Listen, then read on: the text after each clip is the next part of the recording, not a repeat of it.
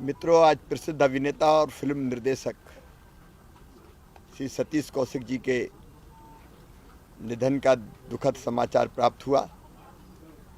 अपने बेहतरीन अभिनय से उन्होंने पूरे हिंदी फिल्म जगत पर गहरी छाप छोड़ी थी, एक अलग पहचान बनाई थी। भोपाल में भी फिल्म की शूटिंग उन्होंने की थी और पिछले साल नवंबर में ही भोपाल आए थे और उन्होंने मध्य प्रदेश की बहुत तारीफ़ की थी और कहा था कि देश के सबसे फिल्म फ्रेंडली स्टेट में आकर मैं काफ़ी खुश हूँ। भोपाल की खूबसूरती, यहाँ का प्राकृतिक सौंदर्य की भी उन्होंने प्रशंसा की थी। मैं उनके चरणों में श्रद्धा के सुमन अर्पित करता हूँ और भगवान से प्रार्थना करता हूँ कि उनकी दिवंगत आत्मा को शांति दे और उनके परिजनों को ये गहन दुख सहन करने की क्षमता दे। समाज की तरफ से कई प्रेरणादायी कार्य लगातार पूरे प्रदेश में होते रहते हैं और जब कोई ऐसा समाचार मिलता है तो स्वाभाविक रूप से मन को अत्यंत प्रसन्नता होती है। मध्य प्रदेश की एक बेटी है, राजगढ़ जिले के खिलचीपुर महिला बाल विकास कार्यालय में सुपरवाइजर के पद पर पदस्थ है। वो बेटी है संतोष चौहान, जो महिलाओं के लिए प्रेरणा और एक उदाहरण बन गई है।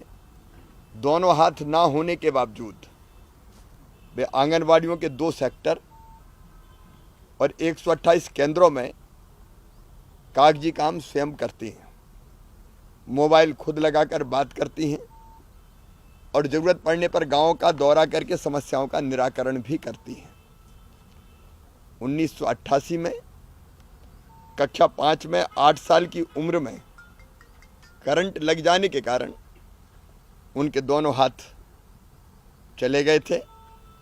काफ़ी इलाज करवाने के बावजूद भी हाथ बचे नहीं, लेकिन उन्होंने हिम्मत नहीं हारी, मुश्किलों में काम करती गई, पढ़ाई पूरी की और आज महिला बाल विकास सुपरवाइजर के पद पर पदस्थ है और सबको प्रेरणा दे रही हैं। मैं उनको बहुत बहुत बधाई देता हूं, उनको शुभकामनाएं भी देता हूं। मित्रों, कल अंतर्राष्ट्रीय महिला दिवस था। होली के कारण कोई कार्यक्रम नहीं किया, लेकिन इसके पहले भी हम कुछ चीज़ें बहनों के कल्याण के लिए कर चुके थे। लेकिन कल मैंने ट्वीट करके कुछ जानकारियां दी थी। एक, मध्य प्रदेश में हमने तय किया है सरकार ने कि हमारी जो बहनें हैं जो शासकीय सेवा में हैं, मातृत्व की जिम्मेदारी भी उनको संभालनी होती है। कई बार महिला होने के कारण कई और व्यस्तताएं उनकी होती है और इसलिए हमने तय किया है कि अतिरिक्त रूप से 7 दिनों का आकस्मिक अवकाश उनको और दिया जाएगा। जब आवश्यकता पड़ेगी तो वे इस अवकाश का उपयोग अतिरिक्त रूप से कर सकेंगी। अब ये उनके ऊपर है कि वो कब लें। हमने ये भी तय किया कि कक्षा 10 के बाद उच्चतर माध्यमिक विद्यालय और कॉलेज में बेटियों को वित्तीय साक्षरता हेतु पाठ पढ़ाया जाएगा, जो महिला उन्मुखी होगा। बालिकाओं को स्किल ट्रेनिंग की व्यवस्था, जिसमें हैंडलूम, कढ़ाई, परंपरागत लोक कलाओं की ट्रेनिंग सम्मिलित होगी। हथकरघा और हस्तशिल्प की जो कारीगर हमारी बहनें हैं, कई जगह बहुत अद्भुत काम कर रही हैं, महिला सेल्फ हेल्प ग्रुप में भी काम कर रही हैं। उनको NID व निफ्ट संस्थानों के माध्यम से आधुनिक डिजाइन्स और उन्नत तकनीकी का प्रशिक्षण भी दिया जाएगा, ताकि वो अपने टेक्नोलॉजी को इस्तेमाल करते हुए अपने कौशल को और निखार सके और बेहतर काम कर सके।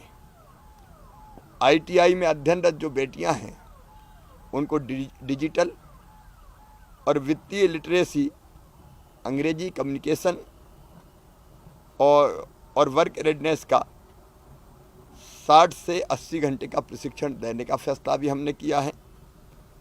और राज्य की तकनीकी शिक्षण संस्थाओं में अध्ययनरत बेटियों को रोजगार के लिए विशेष प्रशिक्षण दिलाने का भी काम प्रारंभ करेंगे। अंतर्राष्ट्रीय महिला दिवस पर मैं अपनी सभी बहनों को, बेटियों को बहुत बहुत शुभकामनाएं देता हूं।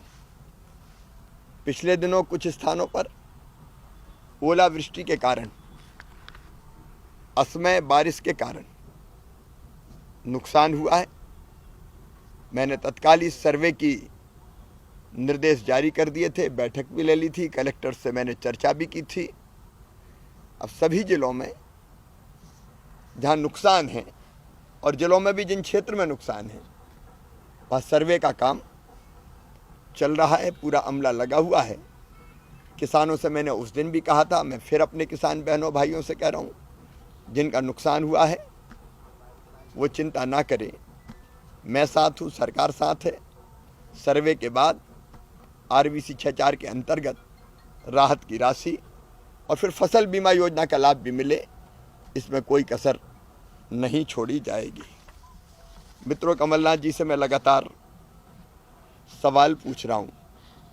झूठ के सहारे कमलनाथ बेचारे, वो पिछले चुनाव में भी झूठ के सहारे ही थे, वचन दे के पूरे नहीं किए, निभाए नहीं, और अब फिर नया वचन पत्र के रूप में नया झूठ पत्र बनाने का अभियान उनका चल रहा है। लेकिन पुरानों का क्या हुआ?